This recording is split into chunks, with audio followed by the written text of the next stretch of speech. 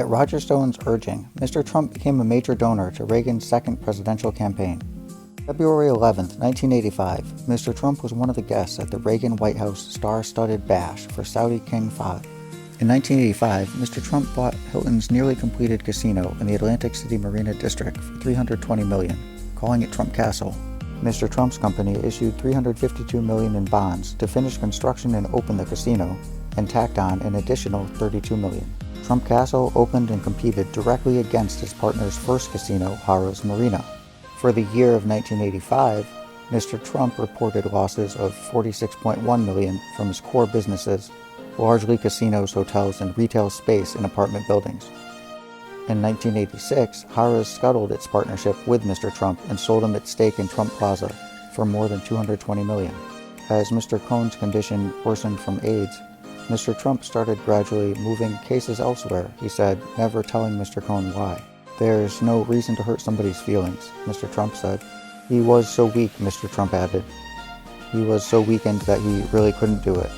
Mr. Cohn never spoke about Mr. Trump's decision, but was plainly crushed, according to Ms. Bell.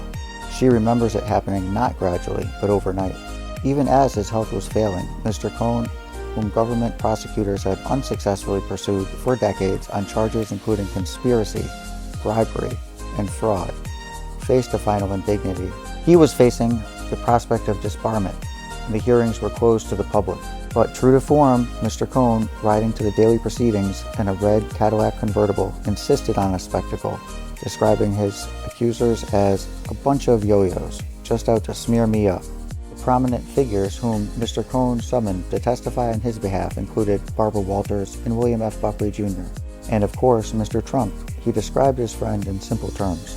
"If I summed it up in one word," Mr. Trump told the hearing panel, "I think the primary word I'd use is his loyalty." It was a last glimpse at his final fair-haired project.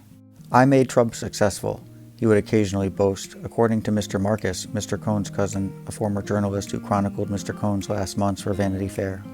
Gaunt, frail, and besieged, Mr. Cohn nevertheless managed to attend a dinner with Peter Fraser at Mar-a-Lago in Palm Beach, Florida, shortly after Mr. Trump purchased the property in late 1985. For Mr. Cohn, who died of AIDS in 1986, weeks after being disbarred for flagrant ethical violations, Mr. Trump was something of a final project. If Fred Trump got his son's career started, bringing him into the family business of middle-class rentals in Brooklyn and Queens, Mr. Cohn ushered him across the river and into Manhattan, introducing him to the social and political elite, while ferociously defending him against a growing list of enemies.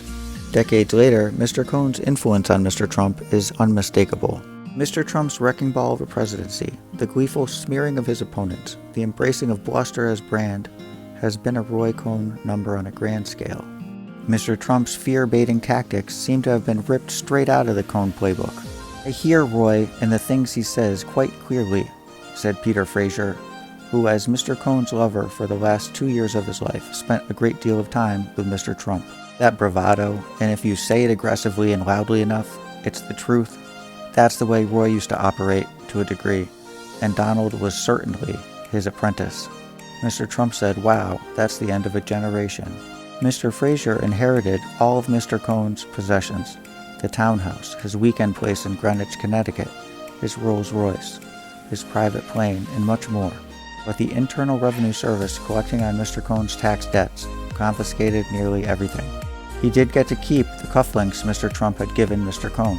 Years later, Mr. Fraser had them appraised. They were knockoffs, he said.